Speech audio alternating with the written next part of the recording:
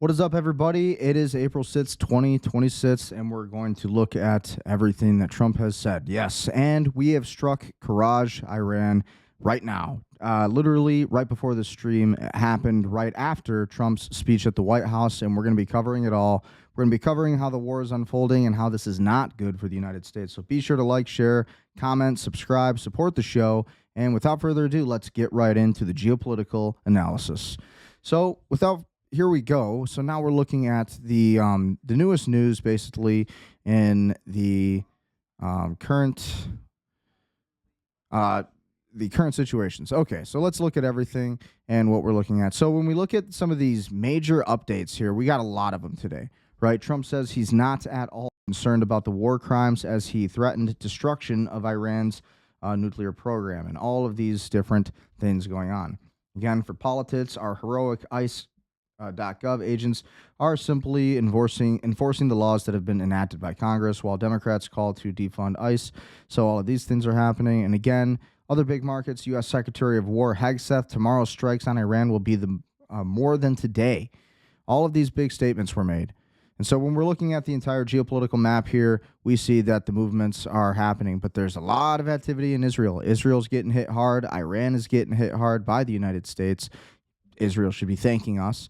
And again, at the end of the day, we're looking at basically the Truth Social post that Trump made the other week or the other day, basically stating that Tuesday will be Power Plant Day and Bridge Day, all wrapped up in one in Iran. There will be nothing like it. Open the effing straight, you crazy bastards, or you'll be living in hell. Just watch. Praise be to Allah. So this is what Trump said at 10:07 a.m. Just yesterday. And that got 1.4 million views. Well, without further ado, look at what happened next, okay? So Trump gave his statements today. Simple. I saw somebody said, oh, he doesn't have a plan. I have the best plan of all, but I'm not going to tell you what my plan is. You know, they want me to say, here's my plan. We're going to attack at 9:47 in the morning, and then we're going to do this, and then we're going to... And if you don't do that, they say, I have a plan. These people know what the plan is. Everybody here knows what the plan is. Yeah. But, and so as we can see, it's fair to say, you know, because I don't mind being insulted. I've been insulted for many years by the fake news, but you can't. It's so bad for people that are so you just saw two great and John Ratcliffe, three unbelievable people. They have a plan. Every single thing has been thought out by all of us. But I can't reveal the plan to the media.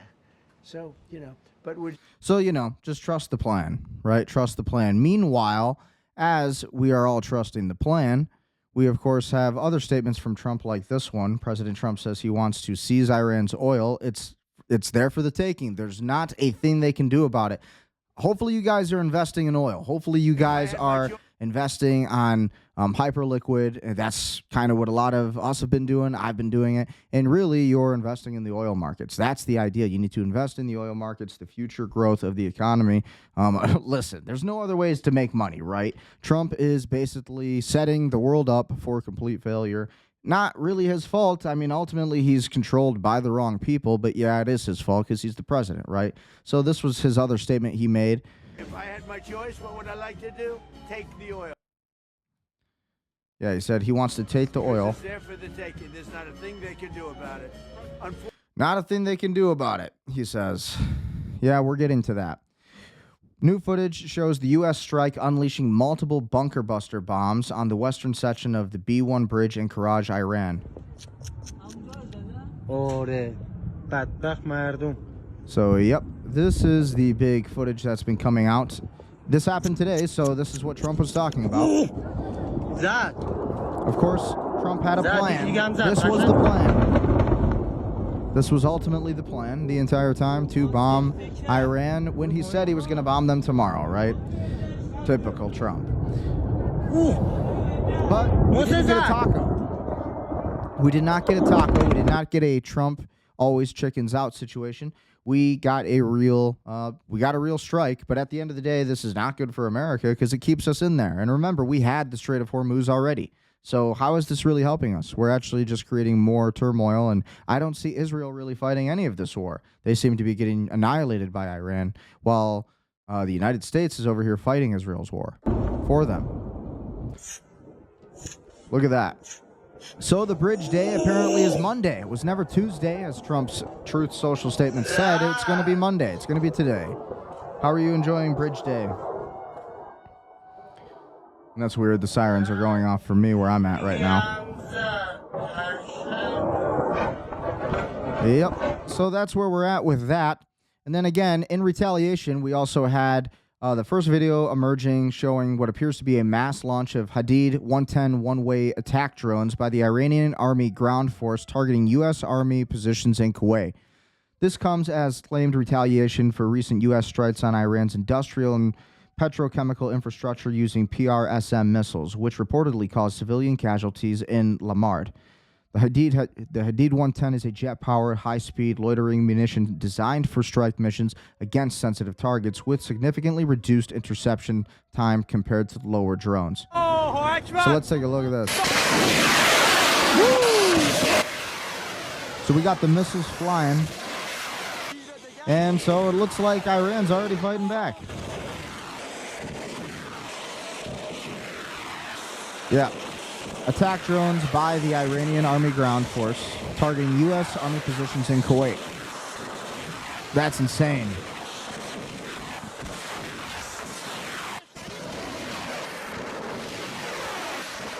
So, the war goes on. Meanwhile, Donald Trump is doing whatever Netanyahu needs him to do. Meanwhile, as the United States continues this war, we are all paying for it as American taxpayers. You are paying for it as an American taxpayer. I hope you're enjoying it. They say it's to fight off the nuclear enrichment of Iran. They say it's to fight off all of the evil Iranians and all of this, basically the narrative we've heard in Iraq before, which is the WMD theory, nuclear weapons. Well, we heard that before, and we've actually been hearing that from Netanyahu on Iran specifically, how Iran's going to have nuclear weapons for quite a long time now, many, many years, just about since 47, 67? I can't remember. I think it was 1967. Netanyahu was out there in Congress talking about how we need a nuclear missile, we need a nuclear missile, we need a nuclear missile. And then how it's not a good thing that Iran is able to have nuclear missile. Isn't it amazing how that works? So when you look at all of these different situations happening, it doesn't look good for the United States because really, look at this. The Jubail engulfed in firestorm. Saudi night sky burns orange after Iranian attacks. So nobody's winning. We're still seeing U.S. troops and then our allies, our coalition forces, which is, again, Saudi Arabia and Qatar, they are taking missile strikes from Iran. So even after the bombs, even after all of it, let's see. You know, Iranian missiles struck Al Jubail, Saudi Arabia, large fire burning. Al Jubail is the largest industrial city in the Middle East, home to massive petrochemical and desalination complexes. Crazy. Yep, the war is going on, and there's no way we're getting out of it unless we, take care of it ourselves, unless we get our politicians out of this war, unless we persuade them of some nature, of some way. But who knows? It doesn't look like Donald Trump is in the mood for talks. Doesn't look like anytime soon we're going to be getting out of this war. Not by any measures, I would say. Meanwhile, Artemis 2 crew nears the closest approach to the moon. Earth can be seen settling over the moon's horizon in the distance. So again, we've had a lot of conspiracy theories on this. Again, not a lot of people believe the moon landing was real, right? So we're all kind of skeptical on this. And then we've also seen some strange, I've seen some strange CGI videos that have popped up surrounding this entire thing. And then we remember what happened with the entire Artemis project with Katy Perry and Jeff Bezos and how it was just like all fake. So who knows if this is even real. It's a privilege to witness you carrying the fire past our farthest reach. But we're still going to watch it. We're still going to cover history because they're going to talk about it as if it's real history, right? Waiting for it to load. So yeah, this is the big mission. This is what they say. It's just amazing. It's like we're supposed to believe this. It's hard for me to believe it. And thank you to all of you for allowing us the immense privilege. Again, we're looking at the Artemis 2 project. It's quite amazing. And as we go on this journey, thinking about the NASA mission to explore the unknown in air and space, to innovate Heck for the yeah. benefit of humanity, and to inspire the world through discovery. And as you've gone along on this journey with us, hopefully we're doing just those things. And as we get close to the nearest point to the moon and farthest point from Earth, as we continue to unlock the mysteries of the cosmos, I would like to Mm. remind you of one of the most important mysteries there on Earth, and that's love. Christ said in response to what was the greatest command, that it was to love God with all that you are. And Well, I like that. he also, being a great teacher, said the second is equal to it, and that is to love your neighbor as yourself. It's a good message. So It's a good message for the United States. out of radio communication, we're still to feel your love from Earth, and to all of you down there on Earth and around Earth, we love you from the moon. Yeah, the aliens. But Elon Musk says the aliens don't exist. What's up with that? Copies. We'll see you on the other side. Yeah, we'll see you on the other side of the entire interviews and all of that stuff. Back into the news, Donald Trump accidentally reveals the terrifying truth behind his feud with NATO. He admits he abandoned European allies and fractured the alliances simply because they refused to sell him Greenland. He is risking global security over a petty real estate dispute. So this is what a lot of people are saying on X. What do you guys think? Honestly, I want to take Greenland. We should have focused on Greenland, but instead we're in Iran. That's how I feel. We had the Strait of Hormuz secured, but instead we're in Iran. What kind of a missile's coming at us? Patriot. Boom. They We got to out. get Trump out of office now. Because they He's know just Patriot not never doing his misses. job. So they had beautiful Patriots. There were planes heading in their direction. Unfortunately, they decided to shoot those planes. They were our planes. So, NATO is a paper tiger. Now, he's coming to see me on Wednesday, as you know. He's a wonderful guy. Secretary General is great. And Mark Rutte. He's a great person, Rutte. but he's got... And it all began with, if you want to know the truth, Greenland. We want Greenland. They don't want to give it to us. And I said, bye-bye. Okay, thank you very much, everybody. So all over a real estate deal, yeah, it's actually, of course, more than that. But, when it comes to Trump, you never know. President Trump says the entire country of Iran could be taken out in one night. So this is a statement from the United States president. The entire country could be taken out in one night, and that night might be tomorrow night. Yeah, so apparently it's going to be a big hit. And, again, this is all coming back to Trump's tweet. That's what we're really making this entire episode about. Tuesday will be Power Plant Day and Bridge Day, all wrapped up in one in Iran. There will be nothing like it. Open the effing straight, you crazy bastards, or you'll be living in hell. Just watch. Praise be to Allah, President Donald Trump, unhinged president. At this point, we can't have a president like this. We need to have a president who is able to govern and able to understand when we are in a war that is not going to be advantageous for the United States or America first. Donald Trump accidentally reveals, okay, we read that, we checked that out, we went through that, okay. And then now I wanted to look through this clip. Trump calls to jail a journalist for reporting about troops put at risk because of the Iran war. There's actually another tweet here. Yeah, this is the one. The first report on the missing second pilot appeared to have been Amit Siegel and Ariel Kana. So both are Israeli reporters who are extremely close to Netanyahu. So that's very interesting. So this is what Trump had to say about this. The leaker who gave this information, and it just so happens that they were Israeli. What's up with that?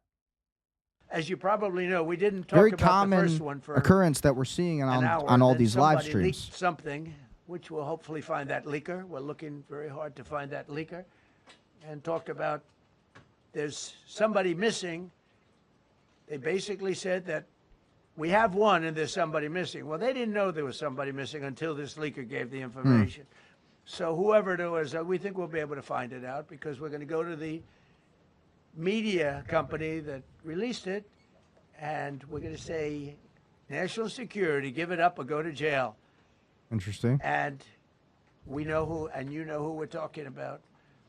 Some things you can't do, because when they did that, all of a sudden, the entire country of Iran knew that there was a pilot that was somewhere on their land that was fighting for his life, and it also made it much more difficult. Leaked by for Israelis, allegedly. pilots and for the people going in to search for him. All of a sudden, they know that there's somebody out there. They see all these planes coming in. What are we doing here, It you became know? a much more difficult operation because a leaker leaked that we have one, we've rescued one, but there's another one out there that we're trying to get. So actually, the country, Iran, put out a major notice, you all saw it, offering a very big award for anybody Yeah. that captures the pilot. Thank so in you. addition And to a hostile, G thanks to the Israelis who gave that information up, who are allegedly the leakers. Allegedly. very talented, very good, very evil military, we had millions of people trying to get an award. So when you add that to it, but we have to find that leaker because that's a sick person. Probably didn't realize the extent of how bad it was. Oh, they I can't probably did. imagine They that probably person did. But we're going to find out. It's national security, and the person that did the story will go to jail if he doesn't say. And that doesn't last long. And I think everybody would understand it. They put this We'll see mission about at that. great risk. They put that man at great risk. If they are Israeli, it seems like the Israelis get away with a hell of a lot. They put the hundreds of people that went in looking for him because everyone now knows that we're going in. And there you have it. So, what do you guys think? The first to report on the missing second pilot appear to have been Amit Siegel and Ariel Kahana. Both are Israeli reporters who are extremely close to Netanyahu. Very interesting stuff. And as we look through the comments to verify, Netanyahu intentionally had the op blown and put our troops in more danger, hoping they would be killed in an effort to help escalate the war. The truth is right there for anyone to see. You just have to take the time to look. Michael Lester. So that was a good post by Chick's Beach Dad, but very true. Very true. And you look at all these comments, yeah, people are in quite in agreement with this. Trump, after finding out, just forget what I said. Interesting. Sounds like the leaker may be Netanyahu. If so, Trump's promised to lock him up in jail. So, like, if Trump wasn't willing to lock up Bill Gates, or if Trump was going to pull out all of the ICE agents from Minneapolis, do you really think Trump is actually going to stand up against Israel and hold these people accountable? You know, think about the Israeli that got in trouble for Vegas for trying to lure underage girls up to his hotel room. Well, he was tried and convicted, and guess what? He got sent right back to Israel. Nothing happened, and he didn't get convicted. He was tried, but then he was not convicted, and he was allowed to go and flee to Israel. Dual citizenship. How does that make you feel? You know, it's like, you know, if you did something heinous like that and something wrong and something clearly against the law, you would be held accountable. But since they're Israelis, they can do whatever they want. Why is that? Not okay. So this is from Brian Krasenstein. He's a strong Netanyahu supporter. He's a strong Israel supporter, but he does pretty decent journalism. Trump appears to think that Israel votes in elections. He asked how Israel could vote for a Democrat. I mean, like, listen, you know, at the end of the day, Trump is a Democrat. Trump is a Democrat now. That's like the whole thing everybody needs to realize. Like, Trump, we did not change. MAGA or America First did not truly change. It was really the Trump administration. The only thing Trump was ever accurate with was ending the Iran nuclear deal. He had said he was going to do that. He also said there was going to be no more wars and all of these things, though, right? And we didn't get any of that. Obama, Iran nuclear deal. They would have had don't forget, that was a path to Loading. weapon. Remember this. He chose Iran over Israel, pure and simple. So who cares? That's what I say. Who cares if you chose Iran over Israel? Why do we care about Israel? Why is Israel such a concern for you, Trump? How about America? America, you're wearing it. You are wearing an American flag pin on your suit jacket. America first, not Israel first, Trump. How Israel can vote for a Democrat is if you're Barack Hussein Obama. Like, who cares? That's what I have to say. Like, as an American, sorry, I don't care about Israel. Like, I care about Israel to an extent that they are, you know, overtaking our country and our politicians and our entire process and everything. Yeah, I mean, that's happening. I care that, Israel is not being held accountable for their war crimes right now. I absolutely care about the fact that the American taxpayer is sending Israel billions of dollars when we could be putting that money towards American roads, American infrastructure, artificial intelligence, cryptocurrency, string theory, quantum supremacy, all of these things we could be focusing on, but instead we're focusing on Israel. Why? I say it's a scam. I say we shouldn't send them a single penny, not a single shekel. Here's the problem. That's how I the feel. strait was Right open here. before the war began. Right there. We are now seeking to solve a problem that we created. This is insanity. 100%. $2 billion is a lot of money. Yep. That's the minimum amount of money that is being spent every single day on this war. There are over a dozen families who are burying their loved ones in the United States, and there may be dozens more if this war continues. Oh, there's going to be a lot more. Prices are skyrocketing. And it only gets worse. It only gets worse from there. There's no way out of this unless we actually say no, unless the American people say no, right? So when you look at the comment section, people are all, in agreements. Nobody's down for this war. Look at these comments. I don't agree with you, but this is right here. Yeah, I don't agree with everything he says, but he's doing the right thing by opposing the war, and that is what is important. Because, listen, I'm not against the idea of taking Greenland or all of these other nations when they're not really nations, technically. We really provide for them. We are the reason they exist. We give their, and if it was for the United States, to the extent that we would be involved, we would basically lift up that economy like it's never been lifted up before. We would take a lot of these countries into a completely different place. Whether you want to argue about regime changes and how much the CIA has control over that, obviously, when it comes to this situation in Iran, they have full control over it. They gave full credit to it in this entire speech by Trump. Ratcliffe had said it. John Ratcliffe, head of the DIA and the Defense Intelligence Agency, and he even admitted that CIA took the credit for this entire op. So what does that tell you? This is counterterrorism, and this is the way they see it. This is the way Washington sees it.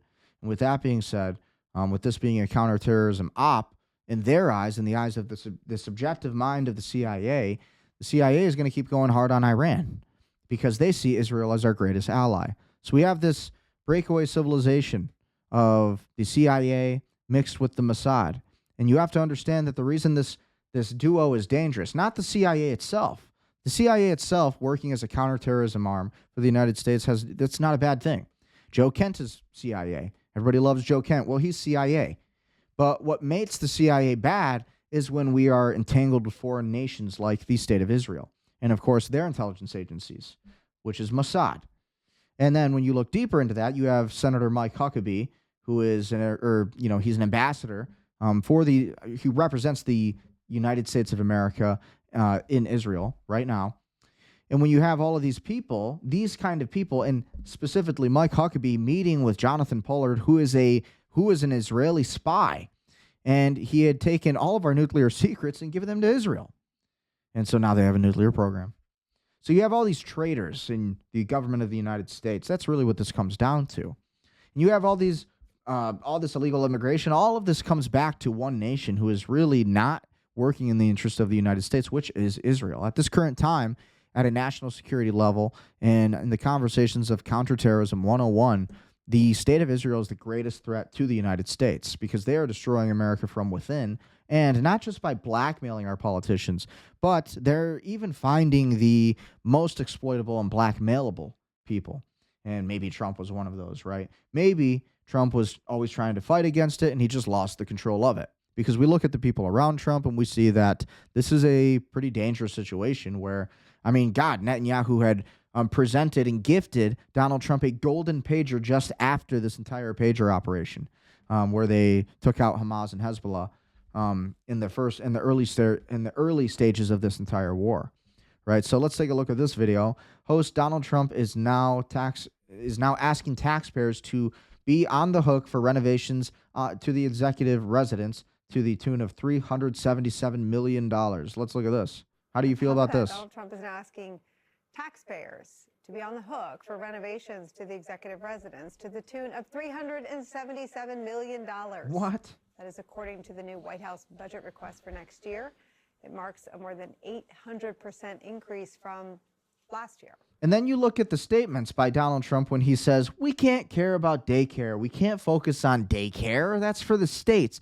We can't focus on not sending in H-1Bs. We got to have H-1Bs. Bring them all in. We can't be talking about this mass deportation stuff. We can't do it. Oh, the border's more secure than ever. Don't worry about it. Nothing to fear. And it's like, no. You know, $377 million on executive residence renovations, plus $170 million more. That has to be a joke. Like, that came from Politico. Who knows if that's even real? But if that is real, that's absolute insanity. As far as the crypto market goes, this all matters because, you know, what we're going to be seeing with this entire oil market, there's only going to be two markets that are going to be really going up during this war. Maybe gold too, maybe. But ultimately, as long as we're in this Iran war, it's going to be oil, and then it will probably be crypto. And when it comes to crypto, a lot of that is going to be basically funded through the Clarity Act, which is what we're looking at now. Okay, so the Clarity Act is going to establish the regulatory frameworks to stablecoins and stablecoin yield and how the banks and how the United States government, the Federal Reserve, how it all is interoperable. And so that's what is being decided this week, and this has happened today. So let's take a look. A bill to be entitled An Act Relating to Payment Stablecoin. Senator Burton, you are recognized to explain that bill. Thank you, Mr. President. Senator, Senate Bill 314 creates a comprehensive regulatory framework for payment stablecoin issuers in Florida. It aims to integrate state oversight with federal standards, specifically the Federal Genius Act, to ensure consumer protection and financial stability. This bill permits OFR to apply for the state to be the regulator of stablecoin issuers payment systems here in Florida. It's important that we do this. Stablecoin payment systems issuers were the key words you should have heard there. What does that mean? That means anything that's a stablecoin, which means RLUSD, which means the USDC. All of these are different forms of stablecoins. Okay, the World Liberty Financial, that is going to go up. It's going to be highly used. Billions of dollars of inflows are going to go into these assets. And so digital assets are going to be the future, and that's what's coming. And then, of course, Bitcoin is going to benefit as well. I don't really know how, but because, again, there's not really a lot of use behind Bitcoin. Bitcoin's only a store of value, and it's really only useful if we are using Bitcoin exactly for what it's supposed to be used for, which is basically for seized or forfeiture assets, and we're going to be transferring that into Bitcoin. So we take money from El Mencho, for example, or we take money from Maduro, for example, or we seize the gold back, whatever it might be, from illegal operations or whatever. Illegal operations, what the CIA calls illegal. We take that money, we put it into Bitcoin. So any kind of seized assets or forfeitured assets will be put into Bitcoin. So that's kind of what Bitcoin's actually going to bring any kind of relevancy for. If it wasn't for that, really Bitcoin would have no use case. That's why a lot of people are shorting Bitcoin all the time. They don't really see a use case for it. They see it as more of a pump and dump. And that's what they see as Bitcoin today. Now, that doesn't mean there's not ETFs and stable coins and all these things that are happening with Bitcoin, all these developments and smart contracts, but those things are happening more on the RLUSD, more on XRP, more with Ada Cardano, especially with smart contracts. But at the head of the king of this entire operation is going to end up being Ripple, the company Ripple and XRP, in my opinion. So that's kind of what things are looking like when we're looking at all of that. And the reason it matters is because there's only going to be two markets for you to invest in. It's going to be gold, it's going to be really crypto, or it's going to be oil, at least in the short term. Only 1% chance that Bitcoin will hit $100,000 in April. Bettors on Polymarket are giving only a 1 in 100 chance that the price of Bitcoin will rise above $100,000 this month, a price last seen in November 2025. On the other hand, users price a 6% chance that Bitcoin will fall below $50,000 this month, a price not seen since early 2024. So on the flip side, again, when we look at all of that, people are not so feeling too confident about all of the different crypto markets, okay? So when we're looking at the crypto markets right now, and when we're looking at the relevancy of all of this, we're seeing how actually a lot of these markets do matter, because Bitcoin it was at $69,000 this morning. Right now it's at 68,000. The market's pretty much stagnant still, right? XRP is at $1.31. All the biggest movers, the number one key players, everything that the SEC finds to be valuable, these top coins essentially. Yeah, we're looking at 36 Fear Greed Index, so we're better than last week, but we're still not really where we want to be with it. So at the end of the day, though, I still think there's a lot of positive things that are going to be happening with crypto. The Clarity Act, that appears to be rather evident. That appears to be very, very imminent.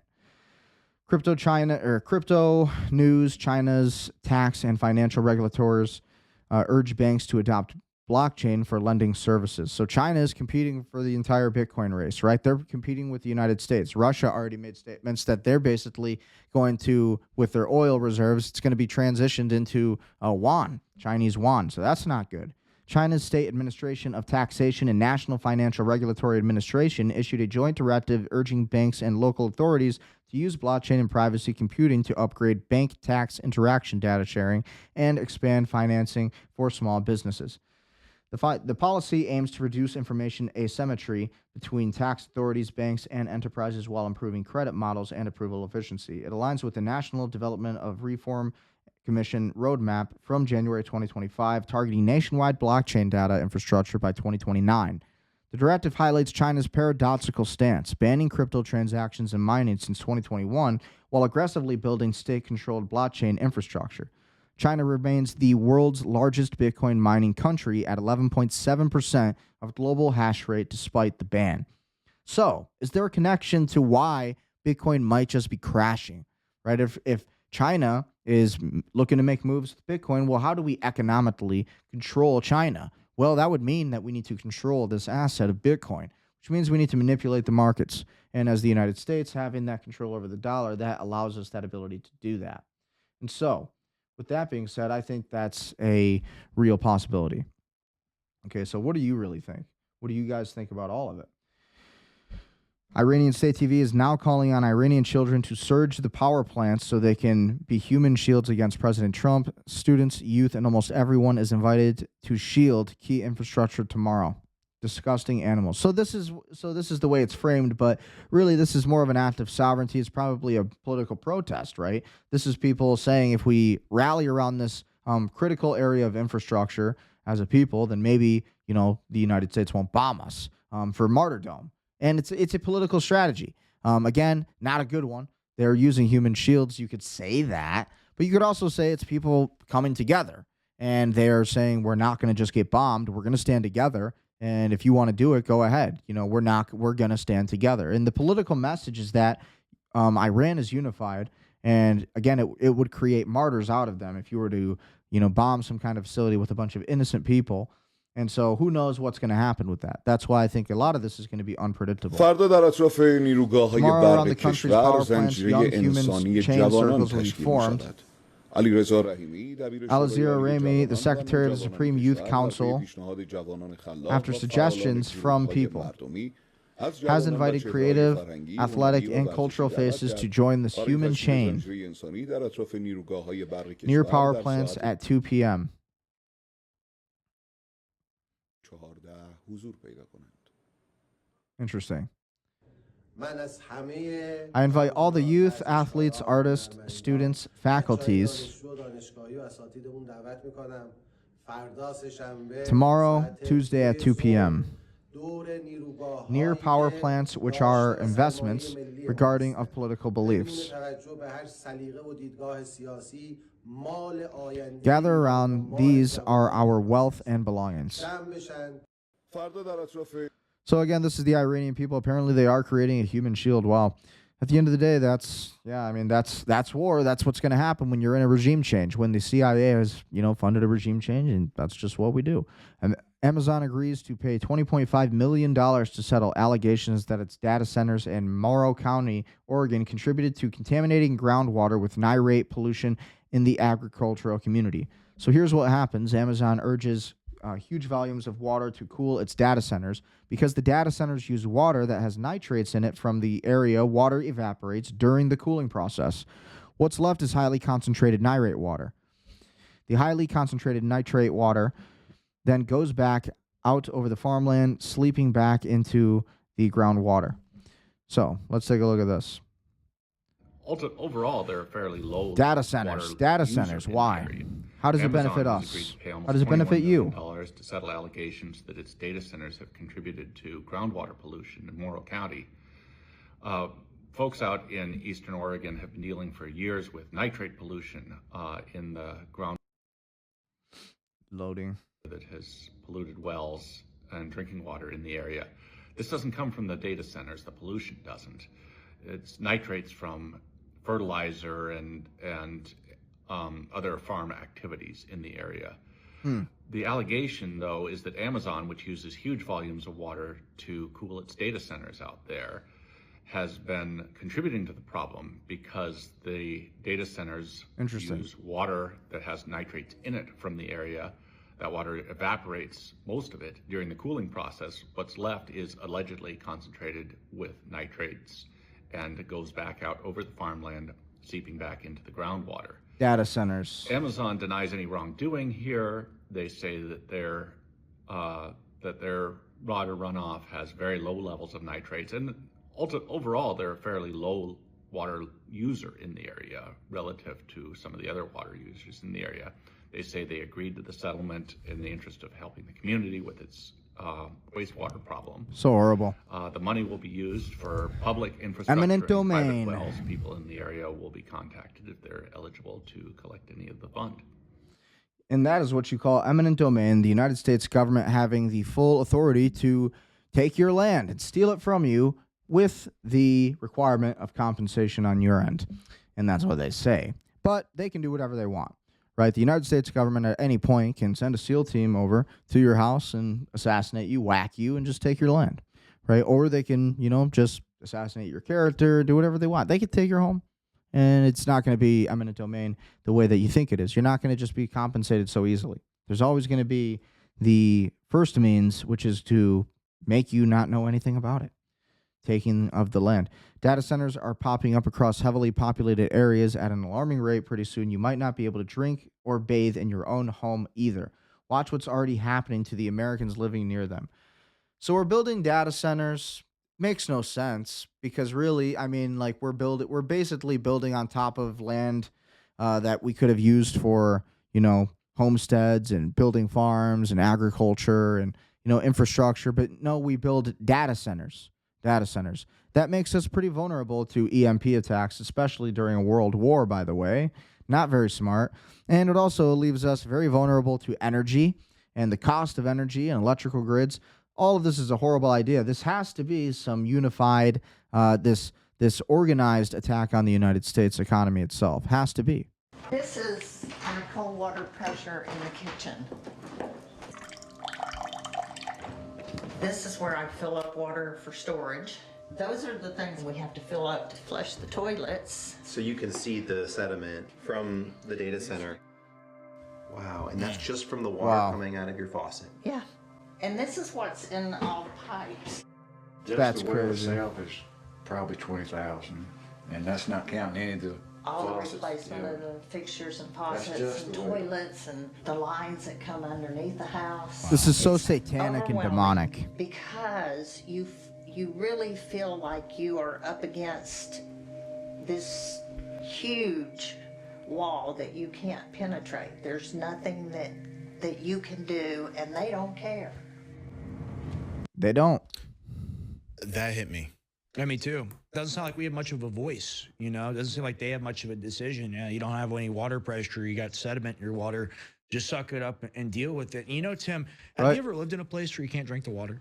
Never. All right, so I spent a little over a year out in East Texas living in a house with non-potable water. And let me tell you, when you're living off of using like a water bottle or like a gallon jug to like shower or brush your teeth or do any of these things, it's not a fun way to live, okay? And it's a lifestyle, unfortunately, that a lot of these people are having to adopt. You look at the infrastructure, instead of putting in water resources for these people that live out in the boonies or whatever, like I have, not dissing anybody, instead they're gonna funnel all the resources to these massive companies, and then you get screwed even worse. Well, and not just that, they're not providing any like subsidies for you to buy all that bottled water. Right. First of all, it's going to be cheaper for you to run a faucet or drink out of tap than it ever will be to buy these giant gallon of jugs just to wash yourself with.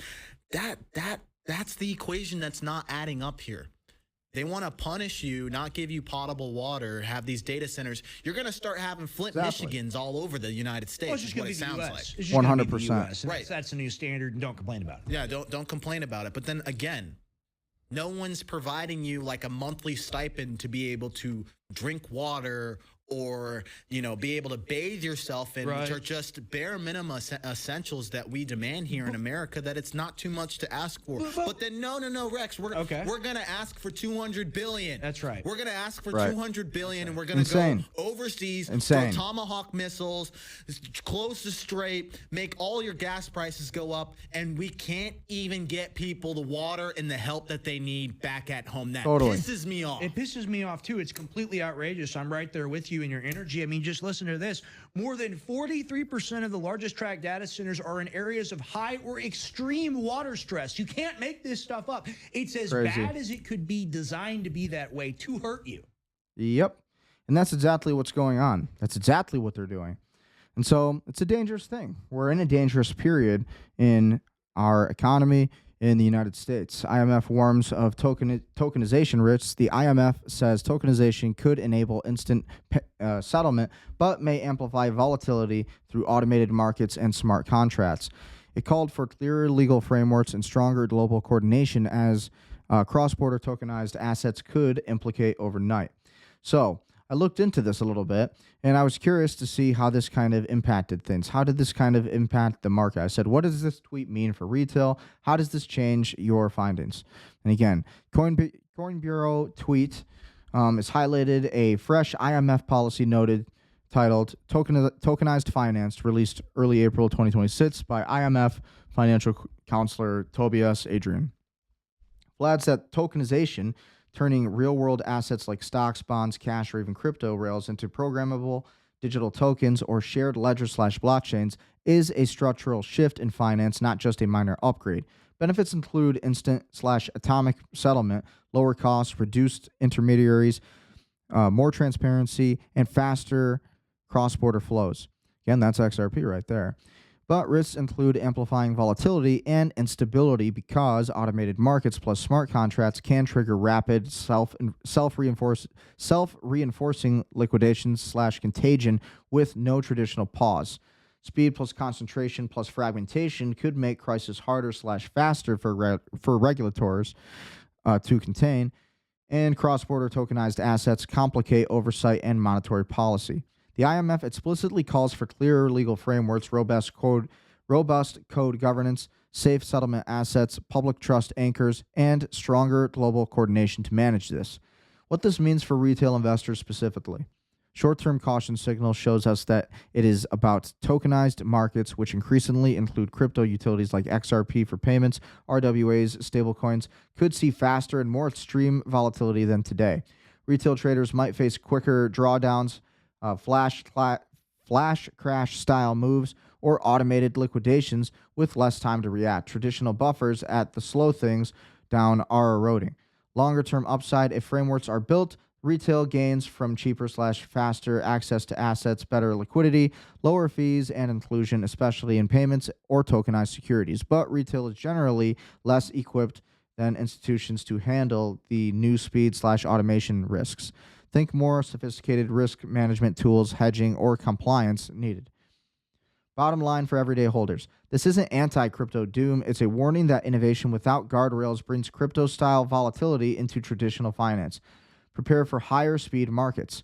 How this changes my previous findings and latest updates as of April 6, 2026, it doesn't materially change the overall bullish thesis on private sector crypto winning over CBDC/surveillance coins, or an XRP and Bitcoin benefiting from regulatory clarity. In fact, it reinforces the need for exactly what the Digital Assets Market Clarity Act aims to deliver: statutory rules splitting CFTC and SEC oversight, DeFi safe harbors, commodity status for assets like XRP/Bitcoin, SAB 121 reliefs for banks, and anti-CBDC provisions. The IMF's call for clearer legal frameworks is a global echo for U.S. legislative momentum. looking at all of this also tells us that the Clarity Act still is in the Senate Banking Committee. Senate returns from Easter, April 13th. So again, we're not going to have an official answer really until April 13th, really when they actually host this entire and then wrap it up. Okay, we need to host a vote, and that needs to be concluded. That is when the Clarity Act will be done. Markup now firmly targeted for the second half of April 2026, possible as early as mid to late month per recent senator signals like Hagerty. Stablecoin yield compromise, no passive yield on idle balance, but actively based towards OK, is in play with mixed reception but progressing. Odds of full 2026 passages have slipped. Some analysts say 50 to 60% if it doesn't clear committee by late April due to election year calendar pressure. But White House and pro-crypto senators remain optimistic, no major reversal. The CBDC ban amendment, unchanged, passed the Senate 89-10 in March as part of the housing bill. House action pending and still faces some hurdles, but the anti-surveillance momentum holds. XRP/Bitcoin. XRP's holding at $1.30 range with a strong institutional ETF inflows and whale accumulation despite Q1 weaknesses. Clarity would codify commodity status and unlock deeper bank/payment adoption, perfect for Ripple's ISO 222 cross-border use case. Bitcoin remains the digital gold hedge. Tokenization growth, RWAs, already over $27 billion. Plays directly into both. Geopolitics/Iran tensions, no new direct linkage here, but ongoing macro uncertainty continues to support non-sovereign assets as hedges. Retail versus banks. Banks/institutions will benefit the most, and even more so in a tokenized world. They have the infrastructure, compliance terms, and capital to build/operate the new rails, custody tokenized assets, and manage the IMF-noted risks. History shows regulatory clarity, post-ETF era, funnels big money in first. Retail benefits secondarily via price appreciation, cheaper products, and innovation, but faces the amplified volatility headwinds the IMF describes. Pure speculation or low compliance projects fare the worst. Broader crypto space shows us that the compliance utility tokens like XRP, ISO 222 plays, and Bitcoin win the biggest. Speculative/meme coins or non-tokenization ready projects lag. The Wild West ends faster, favoring those ready for institutional grade frameworks. And again, that's XRP, that's Bitcoin. That is really those two as the number one, I would say. And then Quant, Solana, XLM for sure. All of these assets are probably going to be what the SEC considers more legitimate, okay? Probably World Liberty Financial, right, for Donald Trump. Who knows? Maybe not. Maybe so. We'll see. But the net takeaway is that the IMF tweet is a neutral to constructive warning that actually bolsters the case for U.S. leadership via Clarity Act. Private sector innovation and assets like XRP/Bitcoin tied to real utility/tokenization still comes out ahead of government coins. Retail should focus on the long game. Regulatory clarity reduces uncertainty but introduces faster markets. Position accordingly and diversify. Monitor Senate action post April 13 for the next catalyst. Not financial advice. Crypto is volatile. Always do your own research. So that is kind of what I found on the entire crypto markets. And again, we're looking at all of these. That's kind of what the situation is looking like, right? Oil is right back at $113. I think oil is going to go over $200 a barrel. I said that from the beginning. I don't see the United States getting out of this war. I definitely think Trump wants to go harder on it. And I think that's what's happening. Okay. And again, just wrapping up with crypto, Bitcoin option market is quietly pricing a major downside move. Options data shows traders are bracing for a sharp Bitcoin drop as weak demand and fragile positionings leave the market exposed to a break below key levels, a report from BitFetch shows. So when we look at all of this, Bitcoin's seemingly stable trading range masks growing downside risks in derivative markets, according to Bitfinex, where traders are paying for premium for protection and positioning for sharp moves lower. A negative gamma set up below about 68,000 could force market makers to sell more Bitcoin as prices fall, potentially accelerating a drop toward the $60,000 level in a self-reinforcing feedback loop, said the report. Weakening spot demand shows us that narrower corporate treasury participation and heavy supply weighting near 74,000 suggest Bitcoin's current calm reflects a fragile equilibrium rather than durable strength.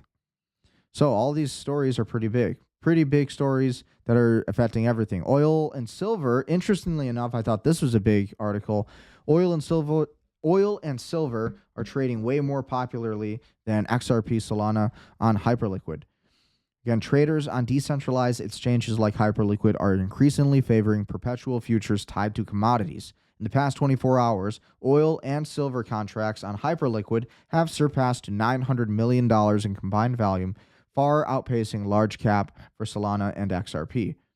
Leveraged traders on decentralized exchanges like Hyperliquid are favoring traditional commodities like oil and silver, trading them more aggressively than crypto tokens such as XRP and Solana. Perpetual futures contracts tied to crude oil benchmarks, WTI and Brent, have recorded a combined trading volume of over $500 million in the past 24 hours. The silver contract alone accounted for more than $412 million in trades. By trading activity, oil and silver contracts now far outpace Solana and XRP perps, which posted $176 million and then $31 million in volume, respectively. For context, both XRP and Solana have multi-billion-dollar market caps and rank among the world's largest cryptocurrencies. The trend comes as commodities have turned highly volatile amid the ongoing Iran conflict, which has disrupted crude oil supply through the strategic Strait of Hormuz, a critical choke point for roughly 20% of global oil shipments. It underscores Hyperliquid's emergence as a go-to platform for price discovery in commodities, especially over weekends when traditional markets have closed. So again, Hyperliquid's telling us that when you look at all of these markets, you might want to be investing in oil. Me personally, I believe, and based on this tweet, we got over like over 5,500 views now on this YouTube short I posted. Let's take a listen to this. I think this is overall, when we look at the entire market and all of the breaking news, this is what we need to pay attention to. This is lost footage of JFK, which resurfaced, and I posted this a few days ago, and we already got like a 377 likes on it. We got like 5,000, almost 6,000 views now. So let's take a listen to this. We must face the fact that the United States is neither omnipotent. Pretty relevant for today's time. That we are only 6% of the world's population, and that we cannot impose our will upon the other 94% of mankind. Right. That we cannot right every wrong or reverse each adversity, and that therefore there cannot be an American solution to every world problem. Yep. And so that tweet did pretty good, or not tweet, that YouTube short did pretty good, but it's true. Right, it's absolutely true. We could be doing so much more. We could have such a better future. We could have such a great future. We could really do a lot with all of these different markets, all of the different possibilities for the American manifest destiny. We can do so much, but we have to make sure that we're not trying to govern the entire world.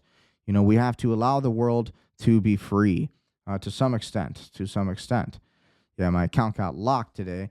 I got put in Twitter jail because I had posted. I didn't even post nothing that bad. It was crazy. But you know, you say something, you know, that goes outside of the narrative. Really, it wasn't. Again, I don't even know what I tweeted. It didn't even really tell me. Just kind of, I don't know. I'll be back. I'll be back on Twitter very shortly. Breaking: Iran has delivered its highly anticipated 10-point response to the U.S. 15-point plan. Iran's 10-point plan includes guarantee that Iran will not be attacked again, permanent end to the war, not just a ceasefire, end to the Israeli strikes in Lebanon, lifting of all U.S. sanctions on Iran, end to all regional fighting against Iranian allies. In return, Iran would open the Strait of Hormuz. Iran would impose a Hormuz fee of $2 million per ship. Iran would split these fees with Oman. Iran would provide rules for safe passage through Hormuz. And then 10, Iran would use Hormuz fees for reconstruction instead of reparations. President Trump's deadline for a peace deal with Iran is 24 hours away. That was just 43 minutes ago while we were streaming, and that was from the Kobasi letter who tweeted that. Again, that was Iran's 10-point peace plan. Who knows? At the end of the day, I don't see it happening. I don't see Trump complying with it. Trump wants free flow of oil. And so with the unreasonable requests here of not, again, keyword, number 3 here, ending the Israeli strikes in Lebanon. Yeah, let's see what Trump does about that. Because permanent end to the war, not just a ceasefire, I think Trump would be fine with that. Guarantee that Iran will not be attacked again, I think he'd be somewhat fine with that. There's no reason not to, unless you would have a problem with ending the Israeli strikes in Lebanon. And then 4, lifting all U.S. sanctions on Iran. Trump's not going to do that. We want no nuclear program for Iran, according to Trump. And so that is the main objective. Trump's not going to bat down. He's not going to accept those sanctions, most likely. And then number 5, end to all regional fighting against Iranian allies. Definitely not going to happen. So one or two of those really could possibly happen, but I don't see Trump abiding by any of it. I see this being a shot in the dark, and I think that we're going to be continuing this war. Vladimir Putin said the multipolar world will not have hegemons. Yes, there are economic giants like India or China, but it doesn't mean that anyone should dominate global politics or security. We don't believe there should be domination. Everyone must be equal. And from international law, I wouldn't really speak about any domineering pose. It doesn't mean that this new multipolar world should have any hegemons, because no one is speaking about this, not in BRICS, not in the SCO. Everyone has equal rights in this multipolar world. And from international law point of view, everyone must have equal rights, must be in the similar position. Yes, there are economic giants like India or China, and actually our country is among top 4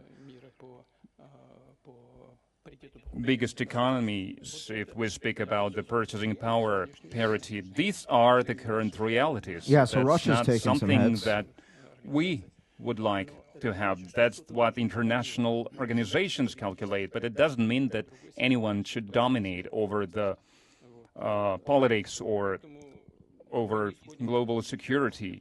So we do not believe that there should be some domination. Everyone must be equal. That's a crazy statement, and that's kind of loser talk, I think. I mean, Israel's not talking like that. The United States isn't talking like that. And I'm not saying that Putin is wrong necessarily, but at the end of the day, he kind of is, because it does matter. It does matter that the country of Russia is basically considering switching a lot of their currency to yuan, or at least exchanging oil in yuan and giving China that kind of leverage. So that is definitely a problem. Watch explosion from a tanker near the Bridge of the Americas in Panama City, Panama. So look at that. Massive explosion. Panama City.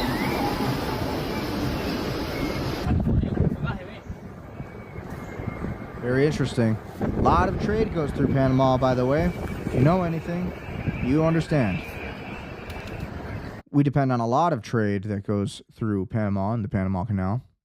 Massive geopolitical escalation on Al Jazeera. Israel just intentionally bombed Iran's massive South Pars gas field, crossing into an absolute red line. Zionist regime is deliberately trying to trigger a catastrophic regional war that will completely destroy the global energy market.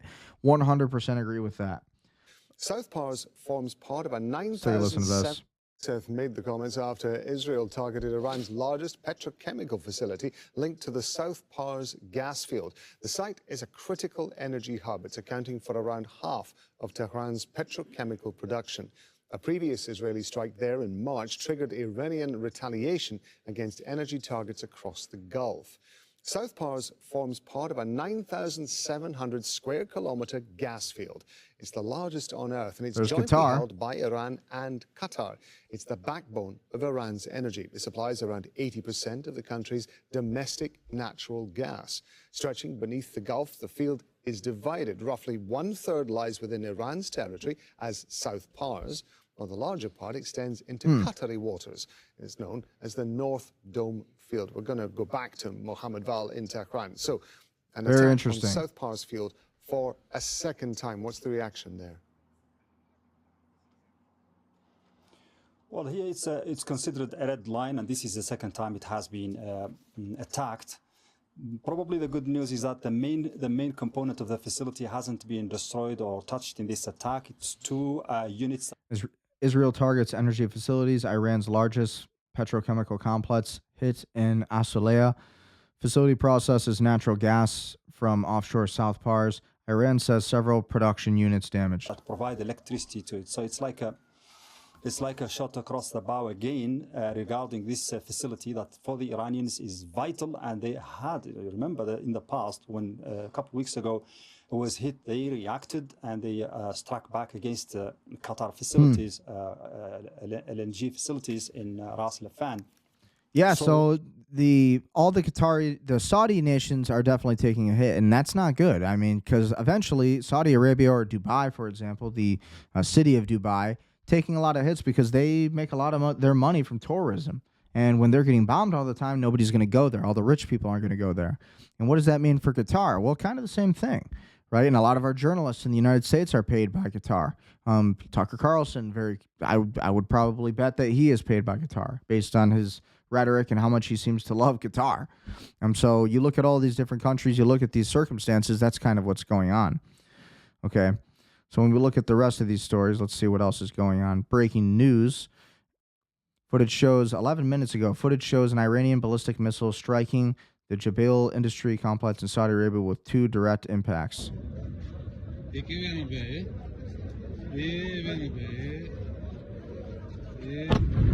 Oh, yeah. It's going to keep going. It's going to keep going.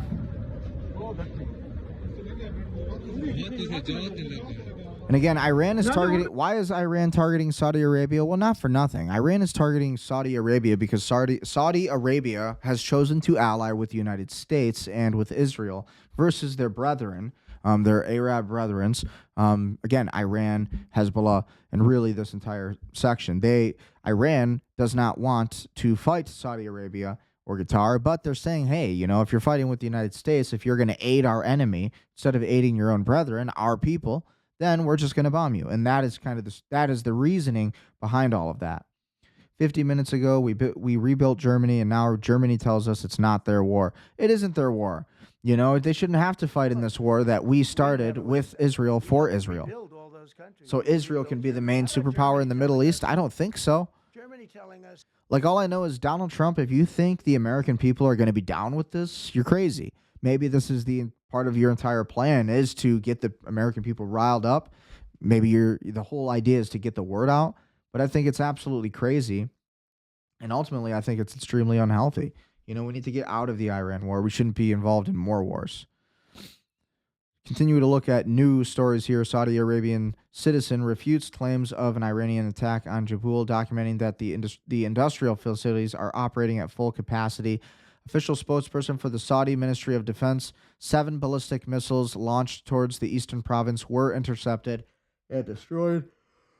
Oh, excuse me. With debris falling near energy facilities, damage assessment is ongoing. Crazy. Oh, gotta turn that off. I don't want no copyright for Saudi Arabian music on my live stream. That's kind of the scene there, though.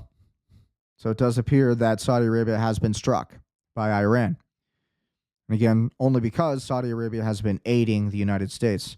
The UK refuses to use the UK refuses U.S. use of bases for strikes on Iranian bridges and power, targeting civilian facilities, potential war crime. Again, we saw this footage earlier. There's the bridges. Trump said that this would all be starting tomorrow. I had a feeling it would be tonight, and so that's why I wanted tonight's episode specifically to be titled about tomorrow. Tuesday was when he said all of this was going to go down, so maybe there will, but I think the timing was meant to be for today. Clarity Act could die if not passed by summer. It's going to die. Innovation will die potentially here. According to the U.S. Senator, we already kind of know all of that. Tucker Carlson says Donald Trump betrayed Christians and rejects the Bible. He points to Trump not putting his hand on the Bible when taking his oath. I was about 15 feet away when I saw it. He did not put his hand on the Bible. Should have been maybe a clue that we need to pause and think about. What is this? That suggests he knows this is real and you're rejecting it intentionally. You know that you're doing it and you're not doing it anyway. So let's take a look at what Tucker Carlson had to say. But he did not put his hand on the Bible. Totally true. And that should have, maybe some did, but. Well, the more important thing, Tucker, is that Donald Trump did convert to Judaism, and so did his daughter. And Jared Kushner is Jewish. You know, you need to connect the dots, really. I mean, Jared Kushner, you know, I mean, whether good or bad, whatever you want to think about it, he did end up buying 666 Park Avenue, Jared Kushner, and he is the one negotiating all of the Abraham Accords, Jared Kushner. He is the one that is talking very closely with Netanyahu, and he is pretty much working all of these real estate deals in Gaza for this new Gaza with Steve Witkoff. So it is these people, and they are Jewish. And so that is what we're dealing with. Trump wears the kippah. He visited the Wailing Wall as he was instructed to do, but more than that, he is constantly praising Israel first above America. And that is what's happening. Israel got a hold of Trump, and at the end of the day, Trump sold out for Israel. And so everything Trump says now is for Israel because, honestly, I think it's because of the Epstein files. I think it's because of the decisions our world leaders wanted to make behind closed doors while in power, right? Honestly, you have Howard Lutnick, who's benefiting from all of the tariff buybacks, all of this stuff. You have all of the very close relationship that Howard Lutnick had with Jeffrey Epstein on Epstein's Island. Very interesting. So let's look at what Tucker had to say here. Certainly the leaders of the American Christian churches, by and large, said absolutely nothing. And maybe because they said nothing, this accelerated. These are the same people who sort of didn't notice somehow that on Inauguration Day, the president did not take his oath of office with his hand on the Bible. His wife stood next to him holding it. I was about 15 feet away and saw it. I remember that. But he did not put his hand on the Bible. And that should have been maybe a clue that we need to pause and think about, what is this? Why wouldn't you put your hand on the Bible? If you don't believe in the Bible, you think it's just a book, there's no cost to you to putting your hand on it, just kind of following the protocol, going along with the tradition. All presidents do it. Why aren't you doing it? Very interesting. And you're not doing it intentionally. You're choosing not to put your hand on the Bible when you take that oath. Yep. That suggests not that you don't believe it's real, because if you didn't believe it was real, why would you care? You'd put on the costume and take it off. It doesn't matter. That suggests you know it is real and you're rejecting it intentionally. Yep. You know what you're doing and you're doing it anyway. But nobody asked questions about that either. It seemed kind of inappropriate, given the celebration then in progress, to ask, why wouldn't you put your hand on the Bible when you take the oath of office to lead our nation? Trump is Jewish. But pretty much nobody did. I didn't. I'll admit that. I saw it and didn't say one word. Bothered me ever since. But right around January 4th, it became clear that maybe he didn't put his hand on the Bible because he affirmatively rejects what's inside that book. And what's inside that book are limits on human behavior. Because if there's one theme that spans all 66 books in the Christian Bible, it's that you are not God. And you cannot assume his powers. Because you don't have them. You may convince yourself you have them. You may want them. You may have been promised them. But in the end, they're not yours. And you'll never have them. And you can only destroy yourself and the people around you by pretending that you do. Right. That is the consistent message that spans from Genesis to Revelation. And people who ignore that law are punished. Just like people who ignore gravity or freezing temperatures are punished. Because these are laws that were not created by people. They supersede people. But on January 4th, when the President of the United States told us he was stealing, that our country was stealing something that didn't belong to us, people should have piped up and said something, but they didn't. And that got us all the way to yesterday, which was Easter Sunday. Easter Sunday. And then on Easter Sunday, what he was about to finish saying is that on Easter Sunday, they prayed over President Trump to kill many Iranians, as if Jesus Christ would really honor such a prayer, to kill, right? But it is a good point. Why didn't Donald Trump put his hand on the Holy Bible? Well, a better question is, what was the second book on top of the Bible? What was the second book on top of that Bible? Because in my opinion, I think it was the Torah, if I had to guess. Because again, we remember when Trump converted to Judaism in 2017, and I think he did it again in 2022. He visited the Wailing Wall. Ivanka Trump converted to Judaism. Jared Kushner has been running the Abraham Accords this entire time, the entire Gaza deals, the real estate deals, all of it. He owns 666 Park Avenue, Jared Kushner. All of this stuff is very important to make connections for. So ultimately, what do you think? You know, is this crazy or am I crazy? SEC Chair Paul Atkins says the crypto safe harbor proposal has advanced to the White House review with a formal rule expected shortly. The proposal includes a startup exemption, allowing crypto projects to raise capital without immediate registration requirements. Interesting stuff happening with crypto. Hopefully people are smart enough and intuitive enough to invest. Make some money. Bombshell, U.S. intelligence reveals to the world that Iran relocated its remaining estimated 440 kilograms of highly enriched uranium hexafluoride stockpile to Pickaxe Mountain, a granite-buried bunker 80 to 100 meters deep, designed to withstand bunker buster bombs. So, that's where we're at right now. Buried deep in granite, where evil scientists have been working around the clock, cobbling back together a program that was obliterated during Operation Midnight Hammer. The bunker busters might not be able to do the trick. Reports say special forces might have to be inserted to physically shut it down. We're really needing special forces a hell of a lot too much, I would say. And for the little bit that we've needed them, we literally almost had a close call just yesterday. It ended up being a miracle that these troops got out there. They'll make a movie about it. It'll be a whole Hollywood film. It'll be a blockbuster. Tom Cruise will play in it, or Glenn Powell or something. And, you know, they'll take all the greatest actors.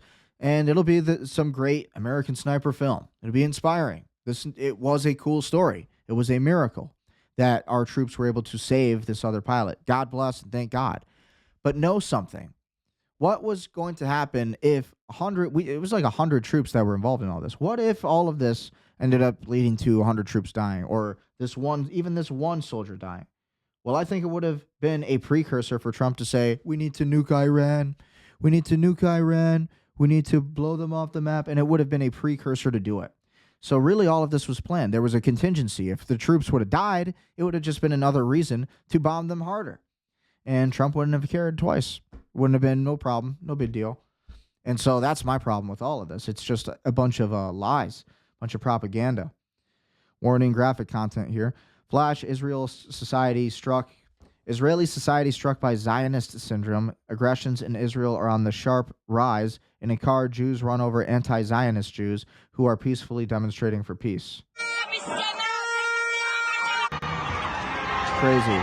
So again, graphic content here. We're watching a white van in Israel accelerating through a bunch of non-Zionist Jews, it looks like. There seems to be a protest happening. So, forget not. With every war comes the risk of a regime change in your own country. Even you as the instigator of the war, which is the United States and Israel.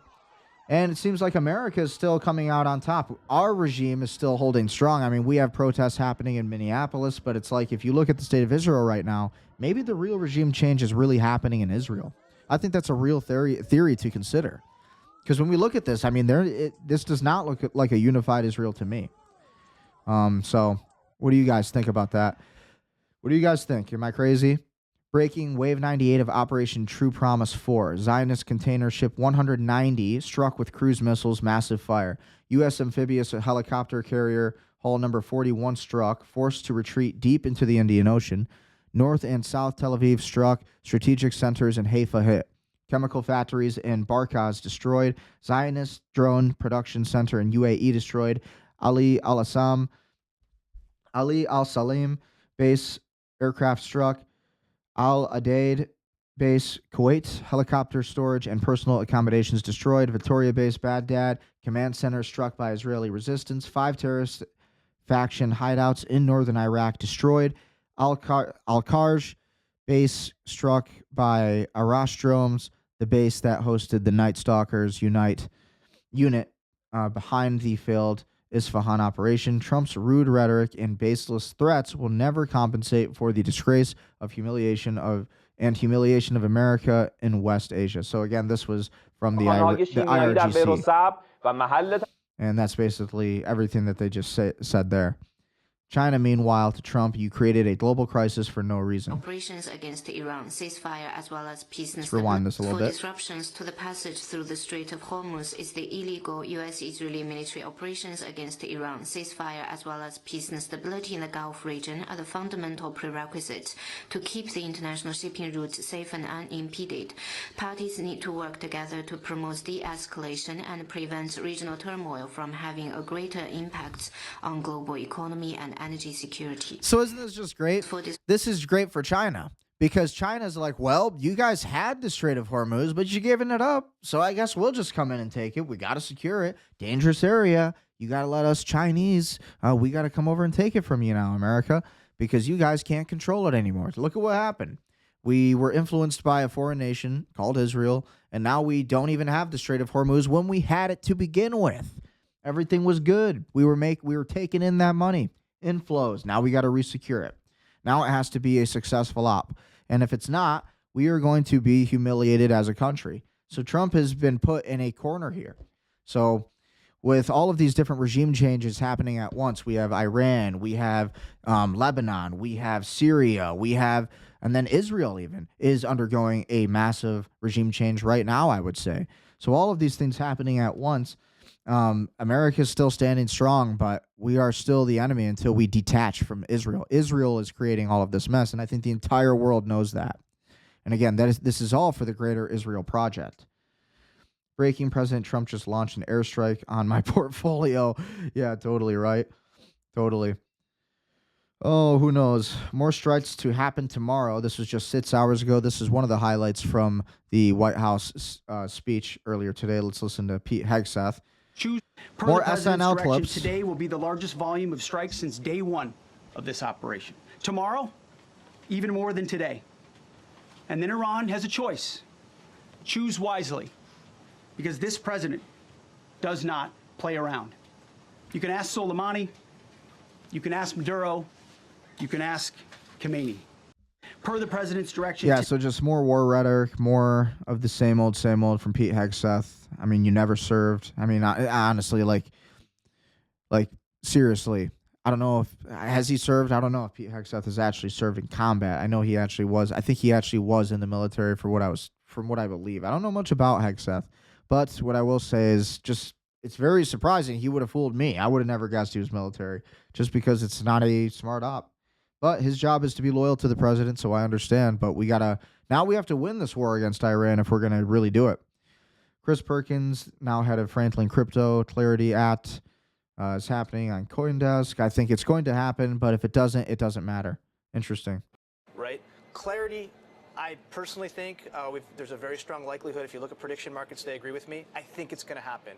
But if it doesn't matter, because you have an amazing chairman, Sealy and Atkins, who are giving us the clarity needed for institutions to enter that space. And for institutions, every day we get more clarity, it allows us to navigate. Yeah, it allows the institutions. But we all want to win in crypto, and crypto is something I would advise most people to be invested in.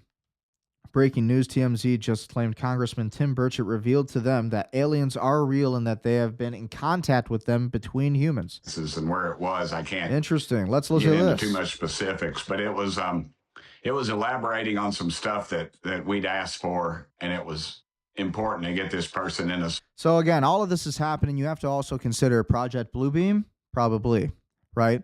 A government operation to make the masses believe that there's this massive alien invasion. And really, when it's U.S. military tech, really it's more of a psyop. Or this could be a disclosure operation. This could be a real disclosure. And if you read the book after Disclosure, it's called AD. I think it's by Dr. Stephen Greer. He talks a little bit about all of this. So what do you guys think about this entire thing? Is this Project Bluebeam, where they are creating this entire psyop of the alien takeover, or is this actual, could there be some truth to this? Are we looking at the Anunnaki theory? Are we looking at the Nephilim? Are we looking at the story of the Book of Enoch?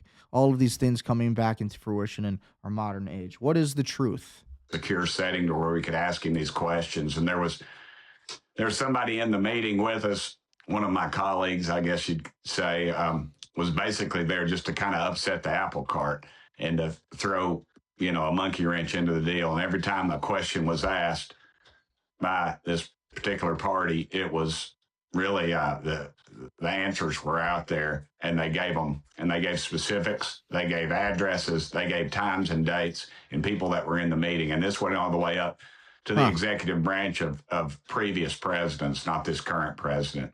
So there have been different reports over the years. Not this current Some president. Reports Wait a minute. You mean to tell me President Trump and you mean to tell me President Trump's uncle, John Trump, who worked for the FBI, and he basically is the guy who obtained all of the Nikola Tesla documents, all of the secret documents, the files, the ray gun, all of the time travel machines, all of this stuff that Nikola Tesla had created, patented. You mean to tell me that John Trump, who worked for the FBI and recovered all of these, Trump has no knowledge of any of this? I say that's a lie. I say a book that they wrote in the 1860s called what was it again? Baron Trump's Marvelous Underground Adventures. And it was written in the 1800s by an attorney named Ingersoll Lockwood. And it talks about this man named, what was it, Fump? Mr. Fump? I can't remember exactly how the story went. But this individual, this character, basically he lived in this castle called Castle Fump or something like Castle Trump, Castle Fump or whatever. And his son journeyed and traveled through all of these different worlds within worlds. And so if you look at all of these different theories, what is the truth? Does Trump really know nothing? I would say probably he knows a lot more than what they're saying. There have been pieces of machinery that were found that did not seem earthly. And then there have been reports about life that is not earthly. Which one of those two, or both, are you talking about? A form of life that is not earthly, or just something mechanical that's not earthly? I'd say you'd be safe to say both. The way you described this, whatever happened at this meeting, this briefing that was happening, To my research, I think that's right. That if we knew, we would feel that we are in danger? You said you wouldn't sleep at night if you knew the things that I saw in these briefings. Yeah, should we believe that? That's the part where it seemed alarming. I don't think we're at danger of this. I mean, if these things exist as I think they do, they could have destroyed us with a blink of an eye. I just don't see that, and I think that's. I just think, but I do think they have the technology and the capabilities of something that we can't understand or we can't grasp. What I want to make sure I'm understanding is a member of our government has told you and others, I guess, that there is a form of alien life and machinery which maybe brought this living creature here that interacted in some form with people? Yeah, they have, and they've.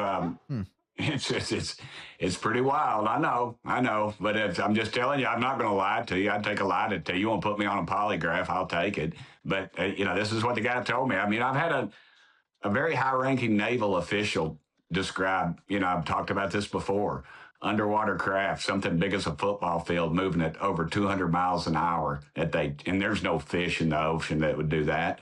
We don't even have a sub that'll probably do 40 miles an hour under the. And the last thing he said before he left my office was interesting. It was kind of weird because he didn't go out he went out the side door, which nobody ever uses. And he looked at me and pulled me up close. And he said, "Tim, they're real." And that's the last thing he said to me. That'll be the title of my book, I guess. Matt Gaetz was involved in something here just recently. He was interviewed and he talked about this interbreeding thing with. We saw that. We saw that. Yeah. Well, that's a true story. He's talking about the interbreeding in the Book of Enoch. If you know the Book of Enoch, it talks about how the fallen angels, and many of them had basically the fallen angels, and some of them Nephilim, being called the Nephilim, the giants of the first days, they had slept with the human women, and they had children with these. The Nephilim had children with the real women. This is a real story. And so essentially, this is the reason and the purpose for why God created the flood, was to wipe out, and this is all in the book of Genesis. The book of Genesis in the Bible will talk about the Nephilim or the Nephilim, however you want to say that. And the epics of Gilgamesh and all of these different forms of history and archaeology will confirm the same things. So, and again, we know for sure today that, when we look at all of this, it's very subjective, but there does appear to be a real possibility, right? You look at the Egyptian hieroglyphics and you see the Anunnaki, you study the ancient civilizations. A lot of these elites worship deities, Egyptian deities and Egyptian gods, because they believe that's the earliest form of human civilization. And so that is their belief. And, that is the extraterrestrial belief, so to speak, that the Anunnaki came to Earth and gave us all of this technological wisdom and really created human civilization. That's the theory. And so whether that be true or not, it remains to be seen, but we're going to learn. Military personnel. I think that would be a good story to talk to him about if you all can do that. Right. He says he learned that from someone in the military. Yeah, absolutely. It was a guy, it was an officer in uniform. Yeah. And You can also Google Project, I believe, Pegasus. I think it's called Project Pegasus. And it was an operation. Honestly, if you Google it today, it'll tell you it is like this Israeli software thing. But actually, there used to be a Project Pegasus in the past, and it was a time travel operation. Then they had Operation Looking Glass, or Project Looking Glass, which is where they were able to see glimpses into the past and into the future. And really, through all of this was found in S2. This is all alleged, the legends that is top secret. A lot of people aren't supposed to know it, but this is what's basically told to your Congress people. So this is the big theory. And whether or not this is Project Bluebeam, where it is the U.S. military creating a hoax kind of alien invasion, that's Project Bluebeam, which stems off of Project Blue Book, which is the government's rollout of all of that. Or there's the very real possibility that there is interdimensional and extraterrestrial beings coming to Earth and communicating with humans. And so I believe both are true. I believe that there is an element of the United States military, obviously, manipulating this information and using it for their own political purposes, sure. But there is a truth and a fact that when you look at a lot, you can't say if it's a fact yet, right? But based on a lot of the research you would do if you took the time to do it, you'd find that a lot of these outcomes are very true. A lot of these world presidents and world leaders, they have admitted to having these strange encounters of the fourth kind, whether it be through interdimensional beings. A lot of them say that it has been through taking DMT, the drug DMT. Don't recommend that. I'm just saying, or psilocybin. They've seen these interdimensional beings. And then there's also the physical aliens, of which in the movies, which is the Greys, the Reptilians, the Andromedans, and all of these different forms of extraterrestrial life that come from the Zeta Reticuli, and which is a star system very similar to the Orion's Belt. And then you look at the Egyptian pyramids and how the Orion's Belt matches perfectly with the Egyptian pyramids. So, very interesting stuff. And Matt and I and Representative Luna, we all went down to Florida, and we were turned away. And then Matt made a phone call to somebody at the Pentagon, and all of a sudden they opened the doors and brought the pilots in that were supposed to tell us the story in the first place. And he can probably elaborate a little bit more on that. But that was pretty fantastic. That was a made-for-TV special right there in itself. It's so funny listening to the boomers explain extraterrestrials and that kind of possibility.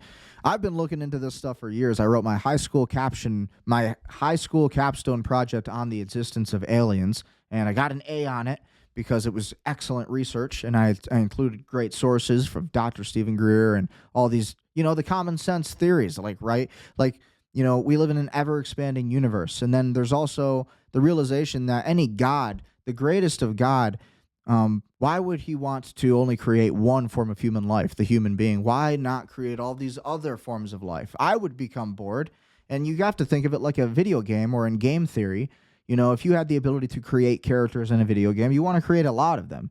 And if you had the ability to create all these different outcomes and these different stories and these different possibilities, you would do it. These different universes, these different worlds. And this is why you buy all these different video games, so you can have all these different worlds.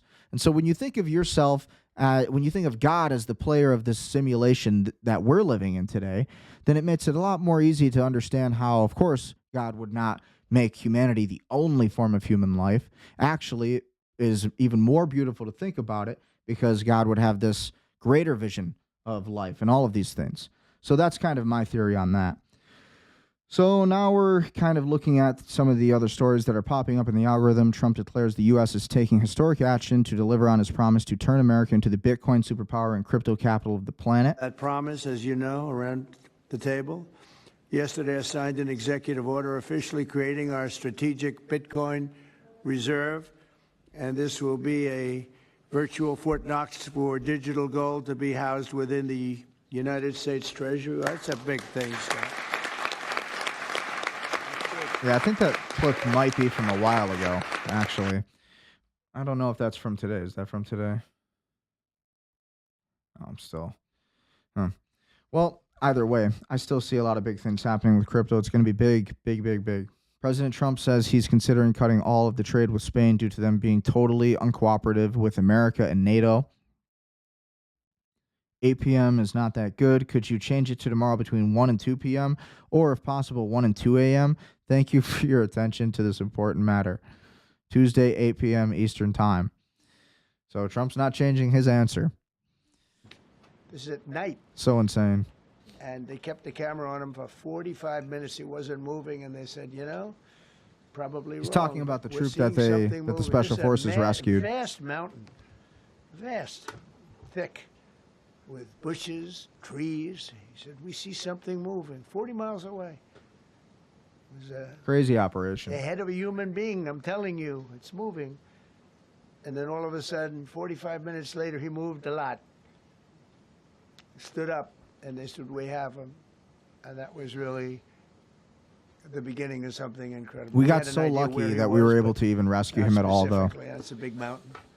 So Close call. I want to thank the CIA, too. I don't think they get enough credit for the great CIA. job they've done. Support journalism. You CIA. trust. Support PBS News. How about the GIA? Donate now, or even better. Only few will know. Hezbollah downs Israeli aircraft near Bint Jubail.